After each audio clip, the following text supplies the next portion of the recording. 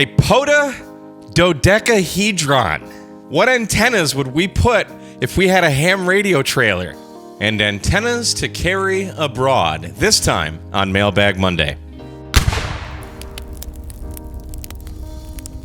What is happening, everyone? Thanks for tuning in to another episode of K8MRD Radio Stuff. My name is Mike. If you have an amateur radio-related question for me, shoot me an email, k8mrd@icloud.com. Today, we've got really two questions and one just cool thing I want to show you. So let's dive right in. This is a POTA Dodecahedron. Say that 3 times fast. This writer, Chris, KB3CAP, writes in, helpful POTA tip. I printed out a dodecahedron, 12 sides, so he's not showing his Dungeons & Dragons nerdology at all, to keep track of my FT8 POTA contacts. It also doubles as something to fidget with until the next contact. Now, I just, like, this is something I don't see myself using, but I just thought this was cool, so I wanted to share it with everybody. Now, you could, assuming you have all 10 fingers, you could just do this with your hands. You could do this with like a notes app on your phone. Hell, you could even do this with, what's that stuff they used to use? Oh yeah, paper. But this guy went above and beyond, and I just thought this was really cool. So he printed this dodecahedron, 12 sides.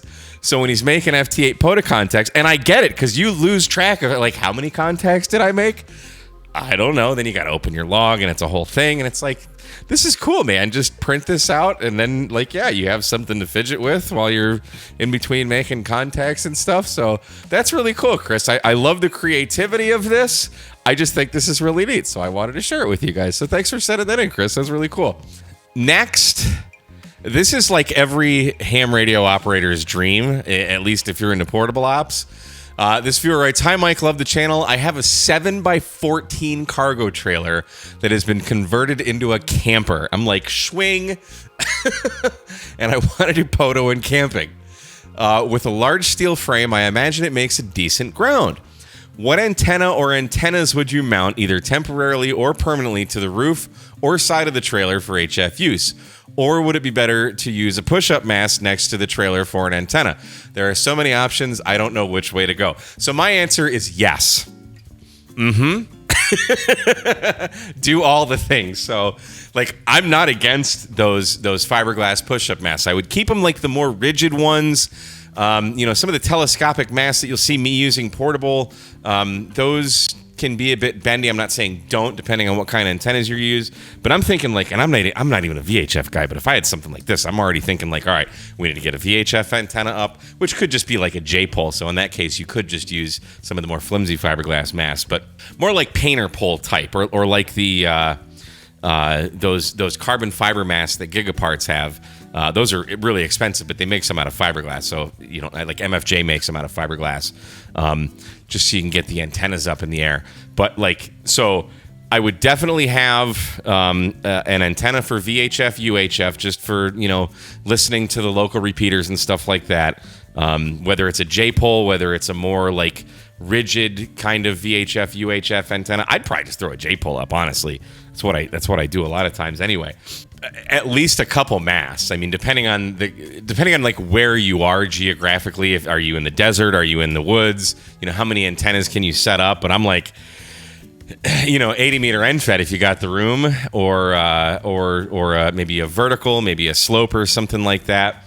But the one thing that I would definitely try to do, and I'm not sure how to do this, but I've seen it done at Dayton. I love walking around at any ham fest.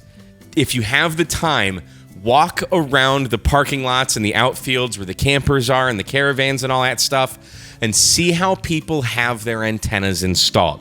One of the coolest things I've ever seen, guy had his tar heel, okay? It could be a Scorpion, it could be an ATOS or whatever, but you get the point. He had it on top, I think it was on top of like a big, a bus type thing. And it was motorized, so when he was driving, it was down. But when he got to his destination, he pushed the button, it goes and raised up from a motor, and now you've got your tar heel, and then it goes up and down, so you tune it for resonance. You got to do the sound effects while you do that, too. So, you've got this metal thing. I mean, there's your ground plane. Dude, Tar Heels, ATOSs, Scorpions, they work great. They just do. Yeah, they're a compromise, but I mean, I've worked freaking DX with my ATOS on 10 meters like it was nobody's business. It doesn't matter. Like, the bands are so good right now. So George, the owner of Pactena, has a video. I'll try and link it below in the show notes. Somewhere I'll have to find it. But he's got a camper like this that he converted into a ham van. So yeah, I mean, I would definitely have something permanent, maybe even just a couple, if you can drill a couple NMOs or something on the top, so you could have like a VHF mobile whip or something. I don't know. This is a 3/8 by 24, so you just have to get the amount for that or something, or figure out how to motorize this, or just get a ladder and climb up and screw this in. But I would definitely want some type of screwdriver, an automatic screwdriver. Like, I would not go the Wolf River Coils route, because when you're trying to change bands, I ain't trying to climb up on that freaking roof every time I want to change bands. I want to push a button and go, and then it's done. So that's what I would do. But yeah, so I would definitely try and figure out a way to put that on there, and then have some kind of just obscenely high, like 50 feet or so, kind of telescopic mast to get some kind of wire antenna up, like an NFED or even a dipole or something like that. But boy, I sure hope I want everyone to comment on this. What would you do if you had a Ham Camper 5000 and you wanted to deck it out? What kind of antennas? How would you do it? All that kind of stuff. Leave your comments below. I want to hear from you guys. This is freaking awesome. So hopefully that answers the question.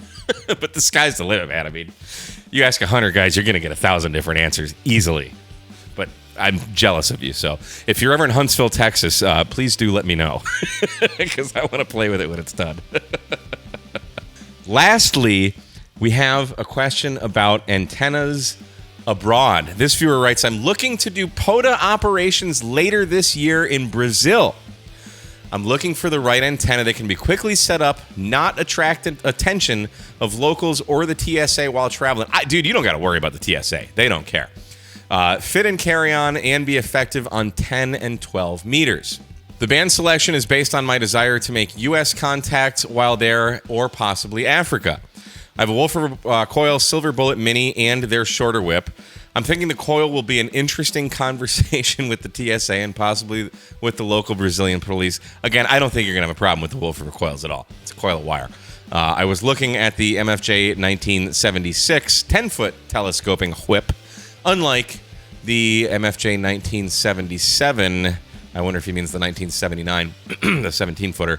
It would fit in my carry-on when collapsed and should be resonant on both 10 and 12 meters when properly adjusted. So yes, the Wolf River Coils in that configuration will be absolutely fine. I don't know what Brazilian people are like. I mean, I work Brazil with some bit of regularity, so I know there's hams down there. I have no idea what the Brazilian police are like, but TSA I wouldn't worry about at all. I've carried so many things in carry-on, they don't even bat an eye. Occasionally I'll get stopped because they'll be like, well, this battery, kind of looks like a bomb. But once they open your bags, it's who cares? You're like 5-10 minutes delayed. It's not a big deal. And you're not doing anything illegal, so it's like there's no reason to freak out and get all panicked, like, oh my God, are they going to arrest me? No, you have a freaking antenna, okay? But I would also look at an NFED half-wave. Now, if you can get your hands on a Pactena, get a Pactena NFED half-wave.